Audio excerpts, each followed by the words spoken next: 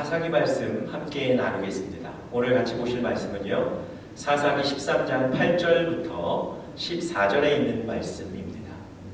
기도의 자세, 이런 제목으로 하나님 말씀 함께 나누겠습니다.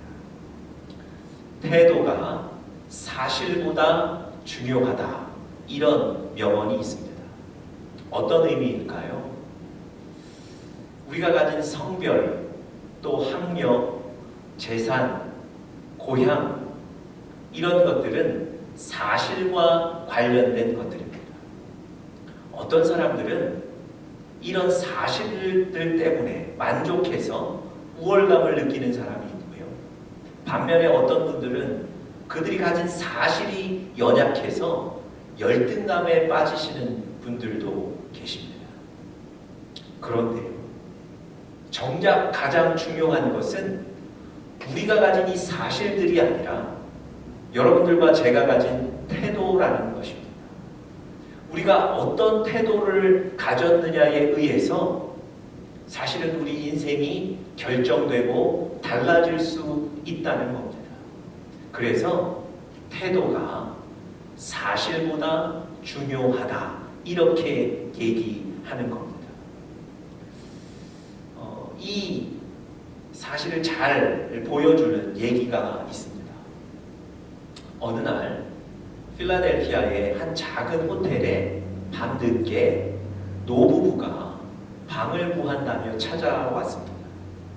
그 당시 필라델피아에 도시적인 큰 행사가 있었기 때문에 각 호텔들마다 빈 방이 없었습니다. 이 노부부가 찾아온 것이 그 작은 호텔이었습니다. 하지만 그 작은 호텔에도 빈 곳이 없었습니다. 야간에 그 호텔에서 일하던 직원이 이 노부부의 부탁을 듣고, 그러면 우리도 방은 없지만 자기가 지금 쓰고 있는 방이 있는데 불편하시더라도 그곳을 쓰시겠습니까? 묻고 그곳을 내어줍니다.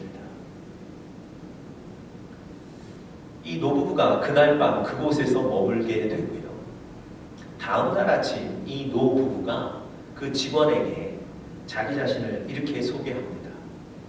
1976년 당시 1900개의 객실을 갖추고 있었던 뉴욕의 월드 오브 아스토리아 호텔의 총 경영자라고 자신을 소개합니다. 바로 그분이 존 제이콥 아스터라는 사람이었습니다.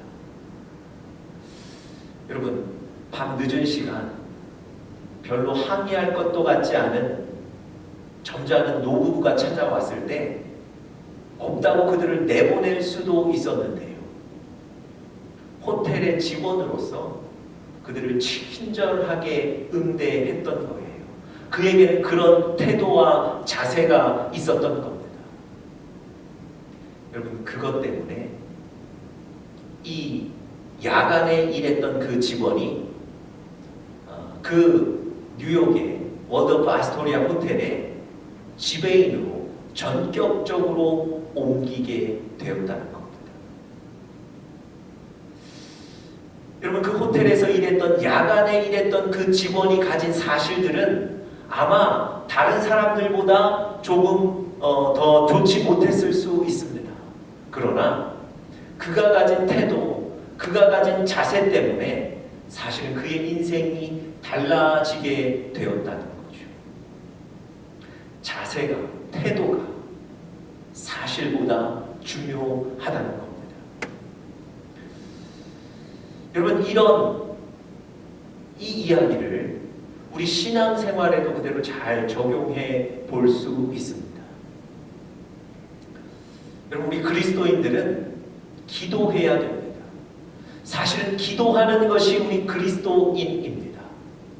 그런데 어떤 분들은 기도를 즐거워하고 기도를 사모하고 기도의 응답을 체험했기 때문에 다시 기도의 자리로 나아가는 반면에, 어떤 분들은 기도가 늘 부담스럽고 기도가 늘 불편하고 기도의 응답을 경험하지 못했기 때문에 기도의 자리로 나가는 것이 달갑지 않습니다. 여러분, 동일한 그리스도인들인데도 불구하고 무엇이 이 차이를 만들까요? 어떤 분들은 기도를 즐거워하고 기도의 자리로 나가기로 사모하고, 어떤 분들은 기도를 불편해하고 힘들어하고, 무엇이 이 차이를 만들까요? 여러분, 바로 기도의 자세입니다. 물론 기도하는 것이 중요합니다. 그런데 우리가 어떤 마음으로, 어떤 자세와 어떤 태도로 기도하느냐에 따라서 기도의 응답을 받고 기도의 능력을 체험하고 기도를 기뻐하고 즐거워할 수 있게 되는 것입니다. 여러분, 성경에는요, 여러분과 저에게 기도에 대해서 강조하는 많은 구절들이 있습니다. 그런데 좀 더 자세히 관심을 갖고 성경을 보시면요, 기도의 자세에 대해서, 기도의 태도에 대해서 언급하는 구절들이 많습니다. 마가복음 11장 24절에 보시면 이렇게 얘기하죠. 그러므로 내가 너희에게 말하노니 무엇이든지 기도하고 구하는 것은 받은 줄로 믿으라. 그리하면 그대로 되리라. 기도하면 하나님이 응답해 주시겠다는 거예요. 그런데 잘 읽어보시면 가운데 우리가 가져야 될 자세, 태도에 대해서 얘기하죠. 뭐라고 얘기합니까? 기도하고 구하는 것은 받은 줄로 믿으라. 기도의 마음이에요. 기도의 태도라는 겁니다. 이 기도의 자세, 태도 때문에 기도의 응답이 결정된다는 겁니다. 여러분들 잘 아시는 빌립보서 4장 6절 7절에도 이렇게 기록되어 있죠. 아무것도 염려하지 말고 모든 일에 기도와 간구로 너희 구할 것을 하나님께 아뢰라. 그리하면 모든 지각에 뛰어난 하나님의 평강이 그리스도 예수 안에서 너희 마음과 생각을 지키시리라. 여러분, 이 구절도 마찬가지입니다. 하나님께 아뢰고 기도하면 하나님의 평강이 우리 마음 가운데 임한다는 거예요. 그런데 이 구절도 가운데 우리의 기도의 자세에 대해서 얘기하죠. 감사함으로 하나님께 아뢰라. 염려하지 말고 아뢰라. 여러분, 이게 기도의 자세, 기도의 태도입니다. 이렇게 기도할 때 하나님께서 우리 기도를 들으시고 기도의 응답을 주신다는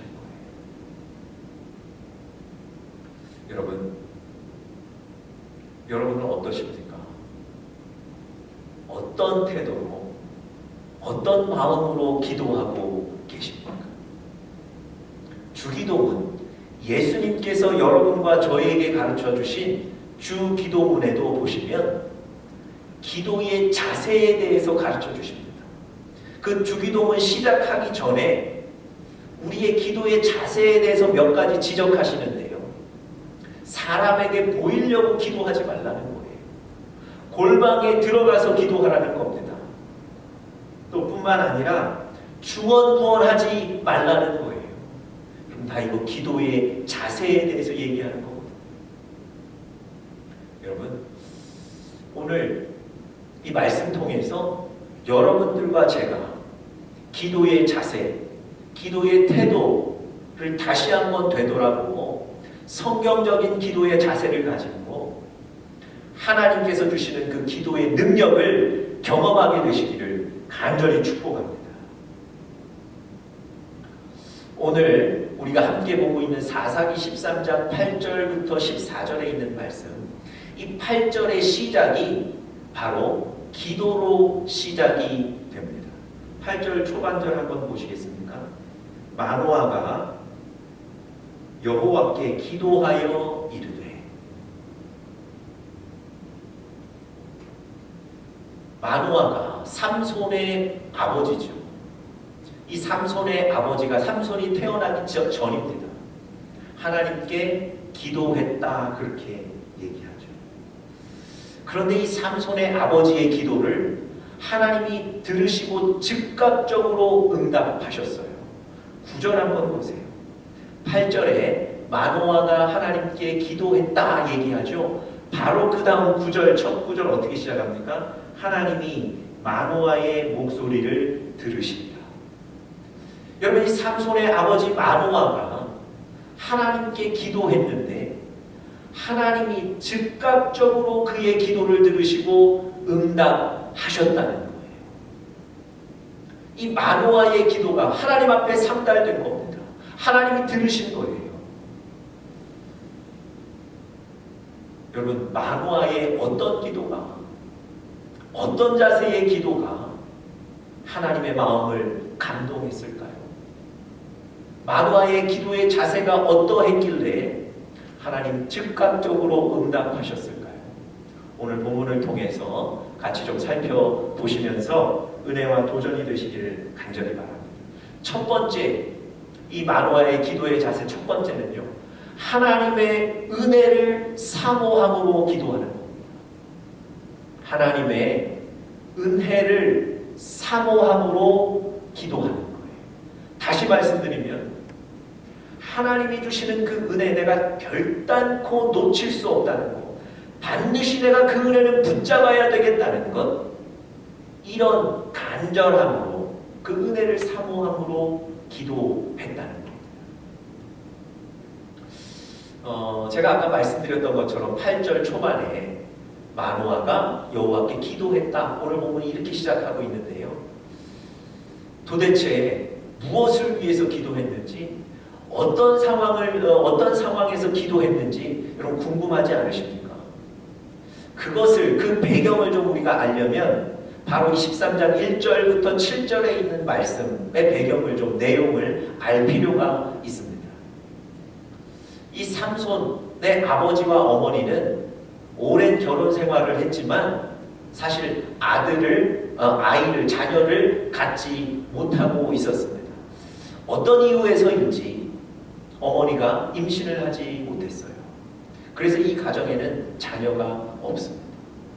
그런데 어느 날 어떤 사람이 나타나서 하나님께서 이 가정에, 당신의 가정에 아들을 주실 것입니다. 여러분, 이 충격적인 얘기를 합니다. 여러분 생각해 보세요. 자녀가 있는 가정에도 누군가 나타나서 이 가정에 자녀를 하나님 주실 것입니다. 이거 놀라운 소식 아닙니까? 그런데 아예 자녀가 없는 가정, 너무나 자녀를 사모하고 또 기다렸던 그 가정에 하나님의 사람이 와서 자녀를 주실 것입니다. 하나님이 자녀를 주실 것입니다. 여러분, 충격적인 얘기 아닙니까? 근데 하필 이때 이 마노아의 부인에게만 그 사람이 나타나서 얘기했고 그 장소에 남편인 마노아가 없었습니다. 여러분, 마노아의 아내가 얼마나 놀랬겠습니까? 놀란 나머지 아무것도 묻지 못하고 그 사람에게 얘기만 들었어요. 그 사람이 누군지, 어디서 왔는지, 이름은 무엇인지, 어떤 근거로 그런 얘기하는지 아무것도 묻지를 못했어요. 너무 놀랬기 때문에. 그러는 사이 그 사람은 얘기하고 사라졌습니다. 여러분, 마노아의 아내가 집에 와서 남편인 마노아에게 그 사람을 통해서 전해들은 얘기를 그대로 전달합니다. 여러분, 마노아의 입장에서 한번 생각해 보십시오. 아내에게 전해들은 얘기가 순전히 다 믿지 못할 얘기뿐입니다. 우리 가정에 오랫동안 자녀가 없었고 노력해도 되지 않았고 이미 시간은 지났는데 갑자기 우리 가정에 아들을 주신다는 거예요. 뿐만 아니라 그 아들을 어떻게 키워야 될지에 대해서도 얘기하신 거예요. 하나님의 나실인으로 키워야 된다. 그러면서 뭐 포도주를 먹지 마라, 포도나무에서 나온 열매를 먹지 마라, 뭐 이렇게 머리를 자르지 마라, 뭐 이렇게 얘기하는 겁니다. 여러분, 마노아의 입장에서는요, 하나도 믿기 어려운, 모든 것이 믿기 어려운 얘기였다는 거예요. 그런데 마노아가 그 얘기를 듣고 그냥 지나가는 얘기, 그저 믿지 못할 얘기로 넘기고 잊어버리는 것이 아니고요. 그 하나님이 보낸 그 사람, 그것을 붙잡기를 원해요. 놓치지 않기를 원해요. 5절에 보시면요, 그 사람이 나타나서 이런 얘기를 해주죠. 그 아들을 줄 텐데 그 아들이 하나님께 바쳐진 나실인이 됨이라. 이 얘기 통해서 그 사람에 관한 정보를 하나 유추할 수 있는 거예요. 하나님이 보내신 사람이다. 왜냐하면 아들을 하나님이 주신다고 그랬고 그 아들은 하나님께 바쳐진 나실인이 될 것이다. 지금 하나님의 말씀을 선포하고 갔거든요. 그러니까 이 사람이 누구인지는 정확히 모르지만 하나님의 말씀을 전달하고 대변한 하나님의 사람이다. 이것만은 분명한 거예요. 그래서 마누아의 아내도 남편에게 하나님의 사람이 왔습니다. 이렇게 전달합니다. 마누아가 그 얘기를 듣고 하나님 앞에 기도하는 거예요. 뭐라고 기도했는지 8절 한번 보십시오. 마누아가 여호와께 기도하여 이르되, 그 다음 뭐라고 되어 있습니까? 주여 구하옵나니 주께서 보내셨던 하나님의 사람을 우리에게 다시 오게 하사. 여러분, 이 마누아는요, 아내에게 전에 들은 얘기 그냥 우연한 얘기라고 치부하고 잊어버리는 게 아니고 하나님이 보내신 그 사람 다시 한번 나에게도 보내주십시오. 나도 그 하나님의 사람을 통해 은혜 받기를 원합니다. 나도 그 하나님의 사람을 통해 하나님의 음성 듣기를 원합니다. 마누아가 그런 자세로 기도하고 있다는 거예요. 하나님의 은혜나 결단코 놓칠 수 없습니다. 하나님의 은혜나 반드시 붙잡아야 됩니다. 여러분, 하나님이 주신 그 은혜를 사모하는 마음으로 간절히 붙잡겠다는 결연한 의지를 가지고 기도하는 거예요. 하나님이 바로 그 기도를 들으시고 즉각적으로 응답하셨던 겁니다.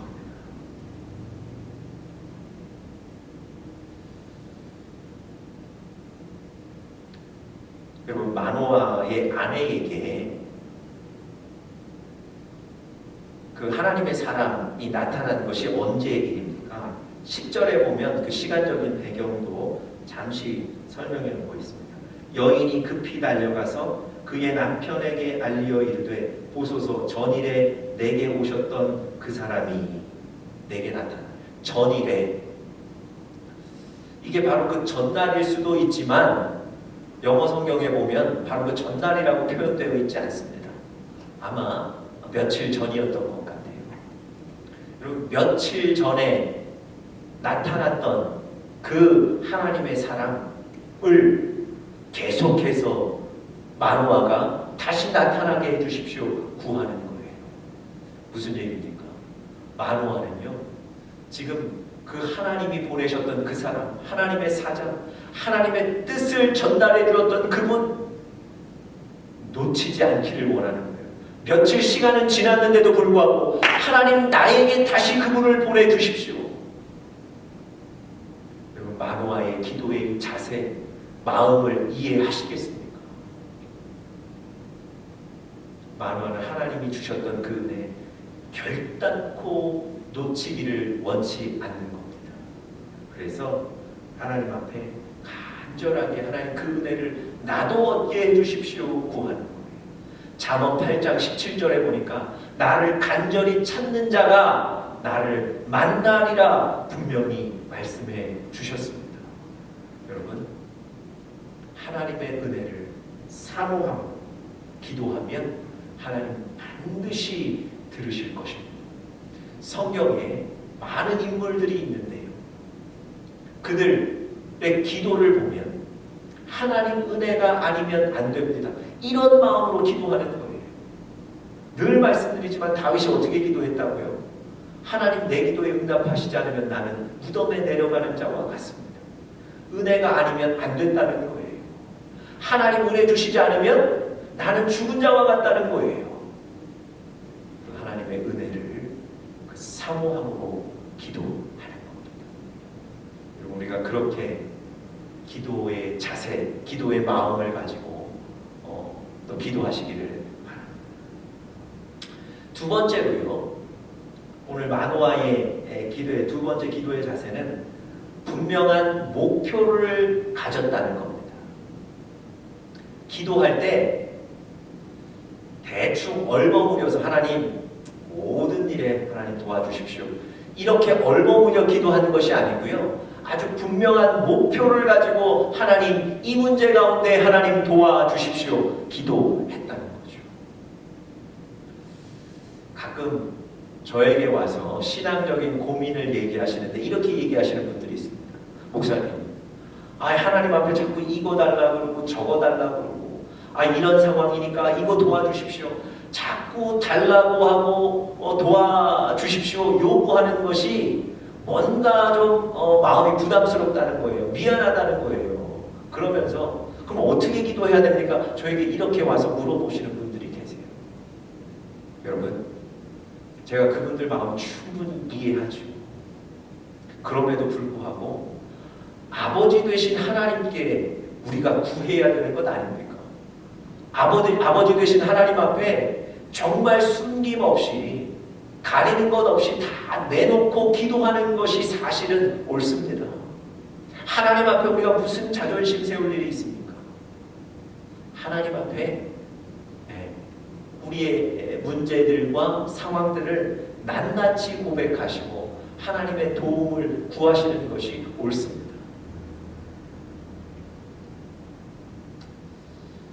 여러분, 오늘 본문에 보시면 마노아가 그 하나님의 사람을 다시 우리에게 보내주십시오 이렇게만 그치지 않아요. 하나님의 사람을 다시 보내주십시오. 왜냐하면 그것의 목적을 분명히 얘기합니다. 자, 8절 한번 보세요. 하나님의 사람을 우리에게 다시 오게 하사 우리가 그 낳을 아이에게 어떻게 행할지를 우리에게 가르치게 하소서. 그 하나님의 사람을 다시 보내주십시오. 그 사람이 우리에게 태어날 그 아이를 어떻게 우리가 키우고 교육해야 될지를 다시 우리에게 가르쳐 주시도록 하나님 도와주십시오. 그것을 위해서 그 분명한 목표를 가지고 기도하는 겁니다. 여러분과 저도 마찬가지입니다. 우리가 기도할 때 분명한 목표를 가지고 하나님 이런 문제가 있고 이런 갈등이 있습니다. 내가 넘어야 될 이런 큰 산이 있습니다. 하나님 도와주십시오. 분명한 목표를 가지고 기도하는 것이 좋습니다. 여러분, 우리가 분명하게 기도하지 않으면 하나님이 도대체 내 기도 가운데 무엇을 응답하셨는지, 하나님이 지금 내 삶 가운데 무엇을 도우셨는지 사실 깨닫기도 불명확합니다. 그리고 명확한 기도가 아니면 사실 기도하고 하나님께 대한 기대도 적어질 수밖에 없어요. 우리의 기도에 대한 그 기대가 흐려질 수밖에 없다는 거예요. 그래서 여러분들과 제가 분명한 목표를 가지고 하나님께 기도하는 것이 좋습니다. 그러면 하나님이 내 삶에 지금 어떻게 응답하시고 내 삶을 어떻게 인도해 가시는지를 우리가 분명히 볼 수 있게 되는 겁니다. 저는 매일 이렇게 그 묵상을 할 때 바로 성경을 읽고 묵상하고 적고 이러지 않습니다. 저는 성경을 읽기 전에 꼭 그날 감사한 일들도 하나님께 좀 적고요. 뿐만 아니라 여전히 해결되지 않고 고민스럽고 또 갈등이 있는 일들을 그대로 하나님께 다 적습니다. 그리고 하나님, 이런 문제와 사건들 가운데 제가 어떻게 해야 되겠습니까? 오늘 말씀해 주십시오. 그리고 그렇게 적고 기도하고 나서 성경을 읽습니다.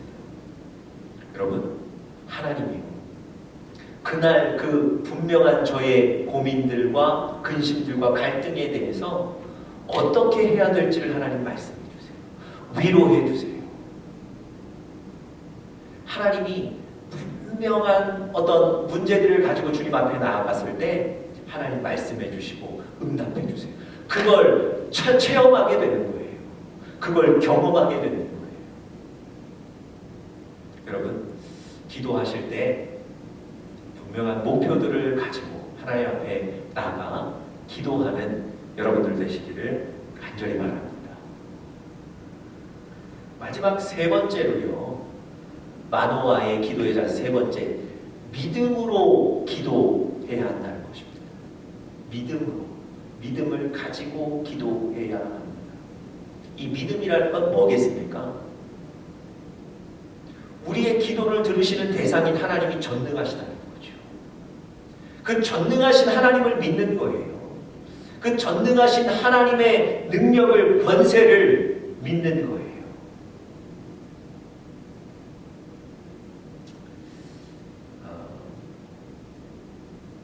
마노아의 부인에게